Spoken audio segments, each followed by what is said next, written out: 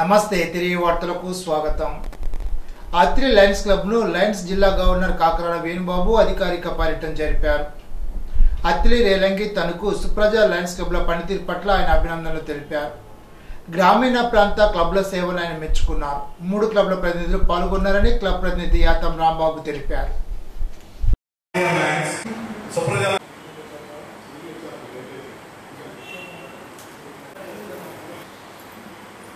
Activities మనం పెట్టి medical క్యాంపులు కానీ మనం చేసే సేవా కార్యక్రమాలు కానీ యువతని మనం లైనిజంలోకి ఎలా ఇంట్రడ్యూస్ చేస్తున్నాం అనేది కూడా మనం అందరం చేస్తున్నాం.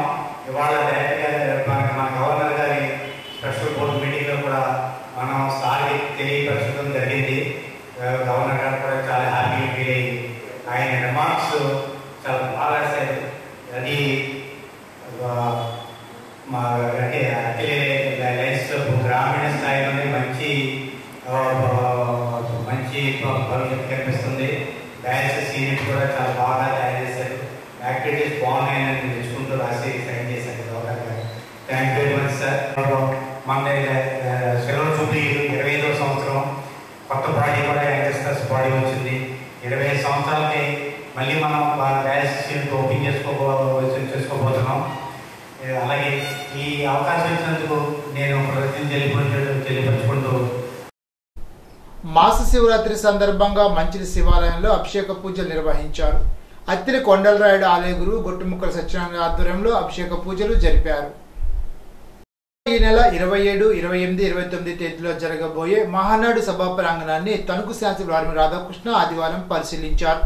రాష్ట్ర తెలుగుదేశం పార్టీ నేతలతో కలిసి రాధాకృష్ణ సభా వేదికతో పాటు సభా ప్రాంగణం, భోజన ఏర్పాట్లు తదితర అంశాలను పరిశీలించి పలు సూచనలు చేశారు. ఈ సందర్భంగా శాసనసభ్యులు రాధాకృష్ణ మాట్లాడుతూ జగన్మోహన్ రెడ్డి అడ్డాగా చెప్పుకునే కడపలో ఈసారి మహానాడు నిర్వహించడం కార్యకర్తలు శ్రేణుల్లో ఉత్సాహం నింపుతోందని అన్నారు. 3 రోజుల పాటు జరిగే మహానాడు కార్యక్రమంలో అభిమానులు, కార్యకర్తలు, నాయకులు పాల్గొని విజయవంతం చేయాలని పిలుపునిచ్చారు. పశ్చిమ గోదావరి జిల్లా నుండి సైతం పెద్ద సంఖ్యలో శ్రేణులు హాజరు కావాలని కోరారు. అన్నమయ్య జిల్లా రాజంపేట నియోజకవర్గ మండల గ్రామ బూత్ లెవెల్ కమిటీలు నాయకులతో మంత్రి నిమ్మల రామనాయుడు మహానాడు ఏర్పాట్లు, సౌకర్యాలపై సమావేశం నిర్వహించారు. ఈ సమావేశంలో మాజీ మంత్రి చిలకలూరిపేట ఎమ్మెల్యే పత్తిపాటి పుల్లారావు, నియోజకవర్గ అబ్జర్వర్లు, ఇతర నాయకులు పాల్గొన్నారు. ఇప్పుడు ఏలూరు జిల్లా వార్తలు.